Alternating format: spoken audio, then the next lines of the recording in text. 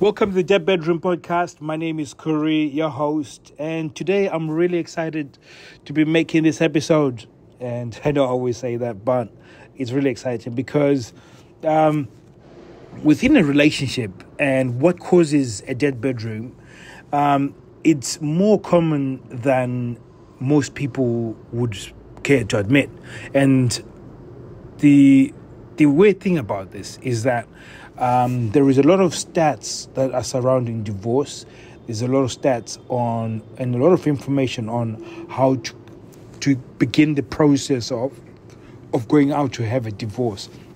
And if you really sat down and spoken to these people, especially from a male perspective, they would tell you that dead bedroom was the main contributor for them wanting to have a divorce. I've spoken to quite a lot of people. I'm part of a lot of groups where people have gathered from, and they're all within dead bedrooms. And females make at least 5 to 8% of that group. And then if you think about it, 92% or at least 90% are men, and they're all suffering off dead bedroom. And there's lots of information around this. The most ridiculous one I've listened to recently was that feminism has empowered women, so men have to adapt and become more emotional. Oh God, it's absolutely ridiculous. Because when it comes to sexual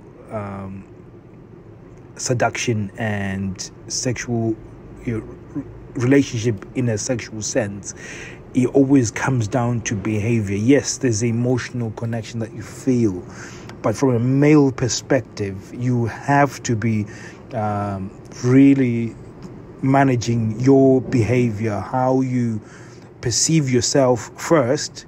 So you have to see yourself as sexual and be unapologetic about being sexual yourself.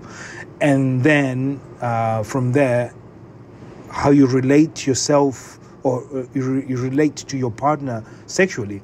And again, that's where the challenge becomes very difficult, because when you're now trying to relate how you feel sexually, it's also got a lot of variables: how they're feeling, what's going on with their life, are they emotionally stable is another one, are they mentally stable is another one. So there's other variables that then make it very difficult to communicate sexually.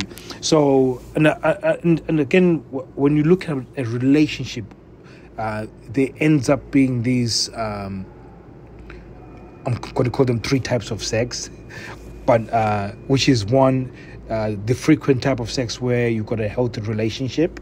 The second one being pity sex. So, your partner sort of comes to realization after 3 weeks of you guys not having any sex, like, oh my God, it's been 3 weeks.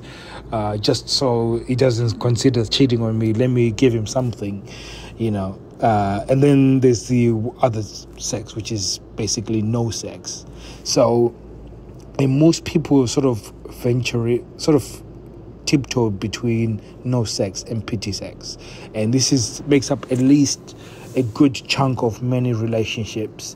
And again, a lot of it comes down to life, your partner being able to manage their emotions, you as a man being able to really be accepting of who you are sexually.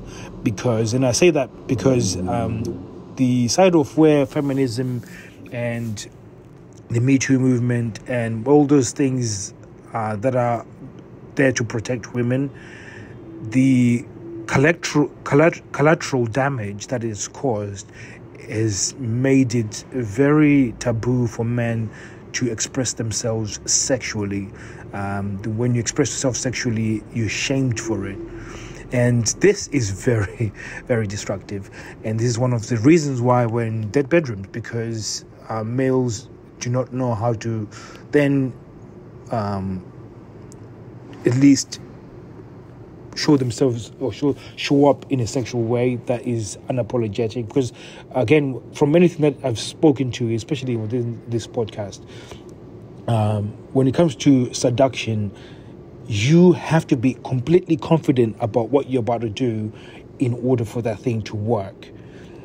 It will not work if you're second guessing yourself, because the moment you second guess yourself, because a lot of it is to do with behavior and how that is transmitted through your emotions. So the moment you are you're second guessing yourself and doubting yourself, whenever you make any movement, it becomes sort of really forced and becomes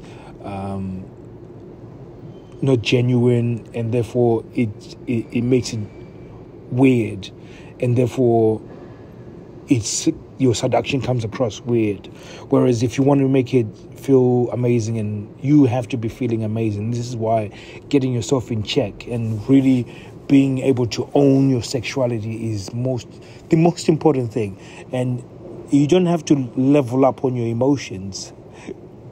I can't say it without not wanting to laugh, because you are an emotional being, and yes, you have to be able to experience those feelings, especially the ones of love and wanting to connect and wanting to be intimate. Those are very important feelings, and we feel those feelings much more when we engage sexually, especially from my perspective. And I know for many males that I've spoken to, they feel more connected when they're with their partners when when there's that frequency in sex. Whereas with women, they have to feel sort of loved in order for them to start actually getting that connection. And this is important because when you start thinking about the three different types of sex, which one of them isn't sex because there's no sex, in order to get that frequency, it means that you have to start checking more of your behavior, and that behavior should be also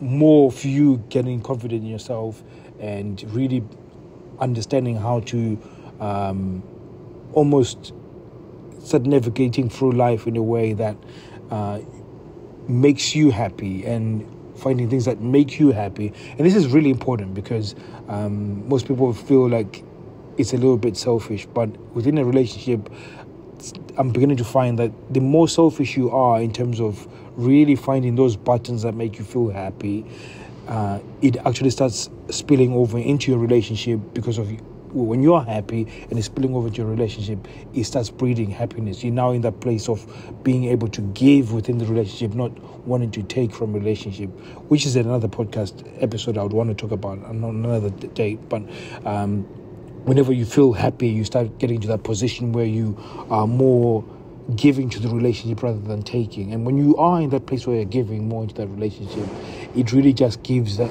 other person room to feel more confident in themselves, to be able to relax a bit more, to be less anxious about things, to actually feel like they can trust you and be around you. And therefore, over a period of time, then they become a bit more relaxed around you in order for you guys to actually mutually be seductive to each other. And this is one of the things that is powerful about really owning your sexuality, really owning being a sexual being. And I was talking to a fellow recently, and I was saying sometimes women will, because of how they've been programmed from growing up, they've always have negative situations around sex, whether it's with an older man when they were younger, or whether it was somebody who was teaching them about sex. It was always taught to them in a negative sense. So the default is really to say no when it comes to sex. And because that's the default, initially in your relationship, should have been all for it, because she knows that that's what men are after. So if I can give you more of this frequently, then you will love me. And once you're now in that relationship, over a period of time, when she gets comfortable, she would now then go back to the place where she's is a default, which is no sex is the default button or default place, because they've been programmed that way. So that's why you owning it, your how sexual you are, you being able to own yourself and be confident in yourself and being happy, really starts freeing up your partner to actually moving away from that default being thing, because it's almost like if you were bored and didn't have anything to do, and all of a sudden there was a party happening and you were invited to this party, because the excitement is somewhere else, you would rather go to that place where it's exciting. So literally you're creating this really exciting environment for you and your partner by you being finding those buttons that really make you happy, things that make you excited, things that make you feel seductive, things that make you sexual. Those are the things that you need to cultivate. And as you cultivate that, it actually starts translating into a relationship. Because I'm saying this because it's very important to really start looking at it from this lens. When you look at it from that lens, then you become really authentic and becoming yourself.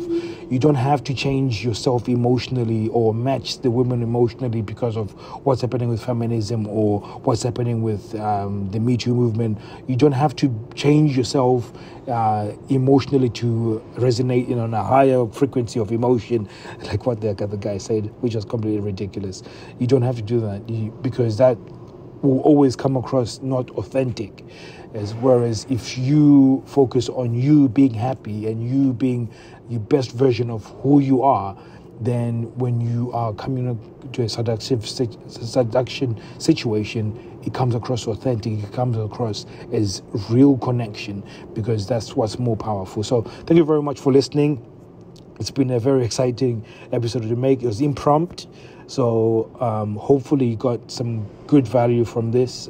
And if you want to learn more, go to www.deadbedroomrevival.com and we'll take your email address so we can actually send you more information on how to really revive a dead bedroom.